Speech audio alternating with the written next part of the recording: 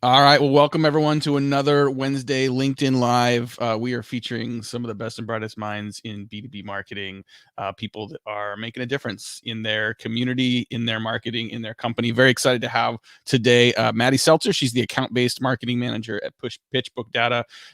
Also here in the Seattle area, we were just complaining. We were promised a week of sun. And it can be warm, but I want the sun. We've lived long enough in the cold, in the overcast. I'm ready for some sun. So despite that, thank you for joining us. And maybe just start with a little bit of just introduction of you, your role, and a little bit of about PitchBook as well. Yeah, absolutely. So I've been working at PitchBook for about 4 years.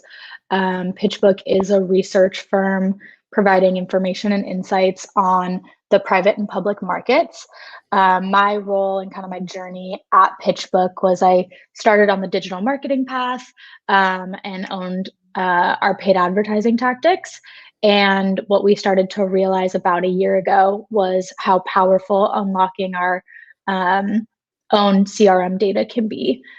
So when we are targeting our marketable database with any of the account scoring that we kind of have internally, we just saw that we're bringing in super strong quality leads and demos.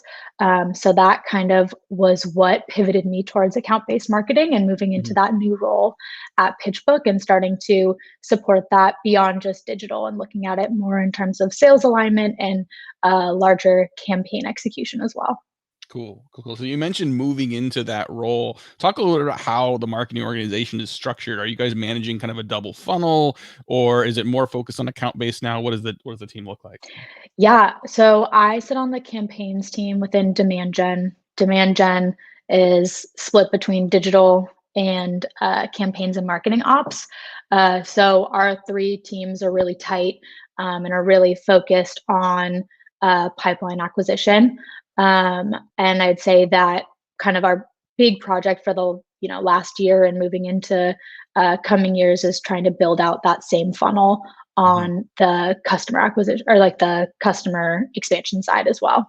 And then, beyond demand gen, we've got a pretty big events team, a creative team, product marketing, PR. Yeah, so as we've been growing, really working on collaborating and bringing the best of all those teams together. Yeah, I think that's definitely a best practice we see in organizations when they're doing account-based work and sort of just managing these complex sales processes is integrating all of those prospect experiences into sort of a cohesive experience. As you've kind of leaned into this account-based role, what are some things that you have found to be most successful over the last 12 months? What are some programs you've put in place that you're particularly proud of? I would say one of the keys to ABM success, which took us a little time to get there, is really to not overthink it.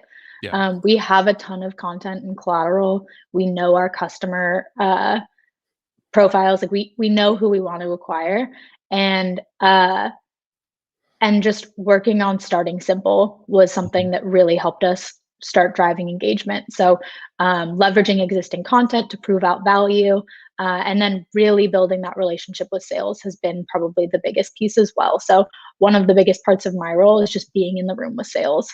I work very specifically, very, very closely with a specific group within the sales team, our outbound prospecting team, and just making sure I'm in the room in all their meetings, reminding them the campaign tactics that we're running, encouraging them to engage and provide feedback. I think that has been probably the biggest hurdle and the most successful piece of running our account-based tactics is, what good is it if our sales team isn't using everything that we're sending their way? So. Right.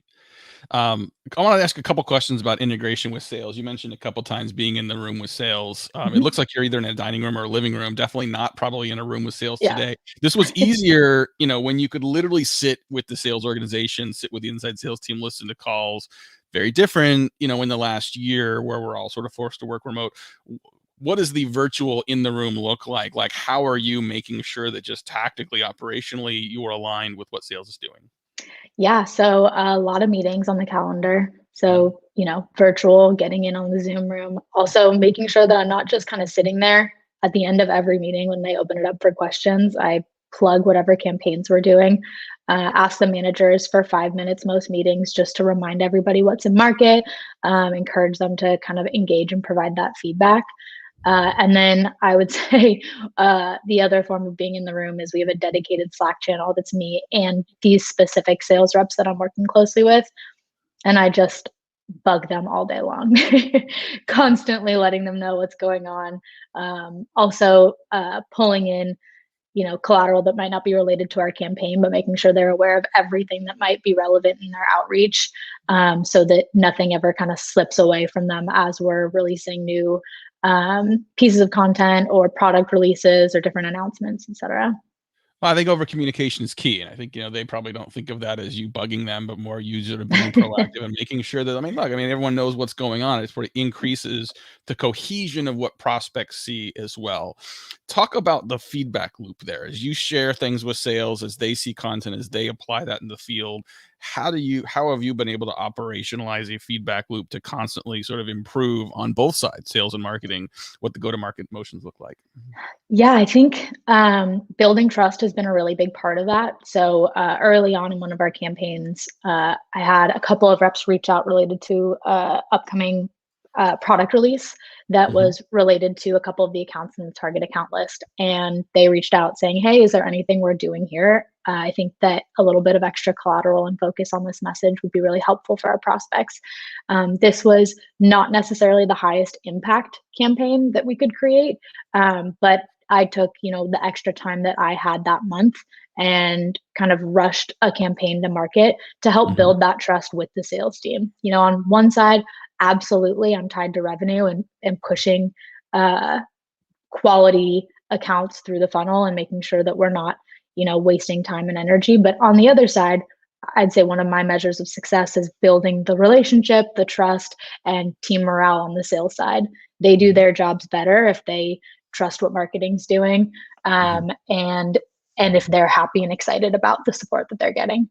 So I think building trust has been a really big part of that. Absolutely. You mentioned a lot of meetings, lots of coordination, especially in the virtual world, just like it's dedicated time together. I want to ask a little bit about just sort of like priority and sort of time management, right? I think it sounds like you're, crazy busy schedule. How do you separate the important from the urgent? How do you prioritize just sort of day to day, week to week, where you're going to spend that time, which meetings you're going to spend in based on your objectives? I'd say, so I sit on the campaigns team, and having that team behind me is really helpful from a priority standpoint. We collectively get in a room most weeks, Mhm. and kind of share what we're working on today. And I think having the perspective of what else is going into market really helps keep all of us grounded in terms of the campaigns we're working on that have the most impact. Mhm. And so I would say, you know, organizing by impact, what's going to drive the most quality leads and demos is kind of my priority one always, but also lining that up with what the rest of the campaigns team is doing. And also trying to be really mindful of not doing double work. Yeah. As sitting on the campaigns team, we have a ton of content and a ton of product releases that go into market, every week or two, and trying to be aligned early on so that, I'm not whipping up a campaign based on a rep request that a campaign manager is already working on. Yeah. So you've been at PitchBook for 4 years. The last year has been a little different, I'm sure, than the first 3 years for a lot of ways.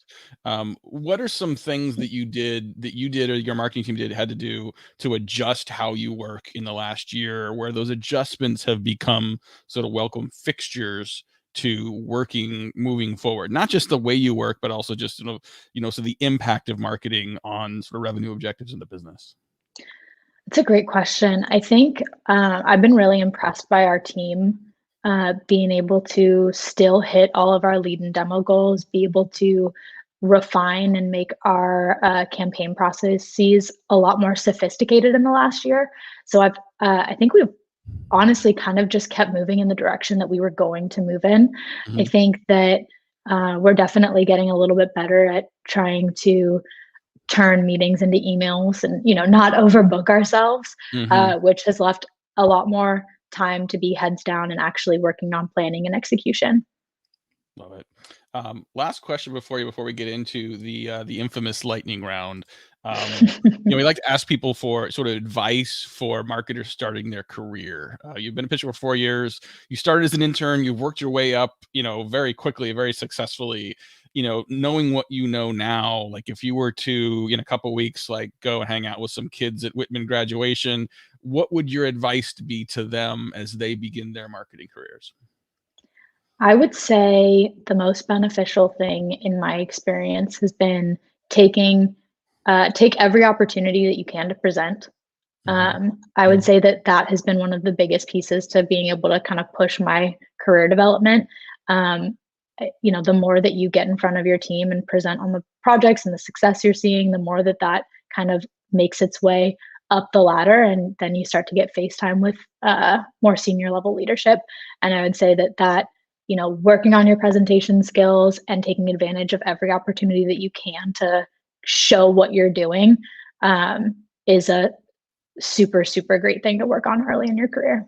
My goodness, I think that may have just jumped to the top of my favorite list of the advice you've had in this series. That is such a good recommendation, and I think something that I think probably a lot of people. I mean, I think about when I was early in my career, like I would have been terrified to do some of that, and like it doesn't get necessarily less terrifying if you wait a few more years to do it. But that discipline and that practice, such a great way to sort of get exposure and sort of just play a leadership role, even if you're sort of an early individual contributor in the organization. All right. Hot seat time. We're going to do a few lightning round questions. These can be answered quickly, and then we'll get you off the hot seat. All right. So we're starting with favorite unsung tech tool in your MarTech stack and why. I guess I don't know if this is unsung, but I would say not as widely used around the org. I use Rollworks every day. We do all of our display advertising through them, and they're turning into a pretty cool and robust ABM tool generally. And so I spend a ton of time every day inside of Rollworks. All right. Awesome. What's one sales or marketing pet peeve? Maybe more work from home specific, but last minute meeting cancels, like Mm, about to click into a mm. Zoom room and then meeting's not there. I saw a survey. Someone asked about that. Like, what's your perspective on last minute meeting canceled? And it was very sort of passionately split between people just Yeah. pissed that someone didn't respect their time and thrilled they got the time back. Right. Yeah. So Yeah. maybe a little bit of both, There's quite some mixed honestly. emotions for sure. Yeah, because whatever you were supposed to do in that meeting, you still have to get done. You probably have to reschedule it. Okay, but good one. What's one guilty pleasure? This doesn't have to be work related, but what's one guilty pleasure you are proud of? All I can think of is like wearing sweatshirts to work now. I feel like I don't overthink it, and now this is the new work attire for me. I love it. Yeah, usually people go with it's a combination of like clothes, TV shows, or like quite frankly, ice cream. But I love the casual attire. I'm all for it. What is two more? What is a key part of your morning get work started routine? I would say before getting work started, I have to work out every Mhm, morning so that that's not taking up space in the back of my mind. Like, mhm. oh, I have to find a time to do this today. Get it out of the way quick. Good mind like water reminder. Get those important things off your mind. I love it. And Mhm. finally, what is a key part of your afternoon or evening like done with work routine or just habit? Probably making dinner and listening to music, just kind of like cranking some music and turning my brain off while making dinner. Love it. Love it. Well, Maddy Seltzer, account-based marketing manager at PitchBook. Thanks so much for doing this, sharing some great insights. And thanks Absolutely, again. anytime. All right, guys. Well, thanks for watching another Wednesday morning show. We'll be with you next week as well. Thanks for watching.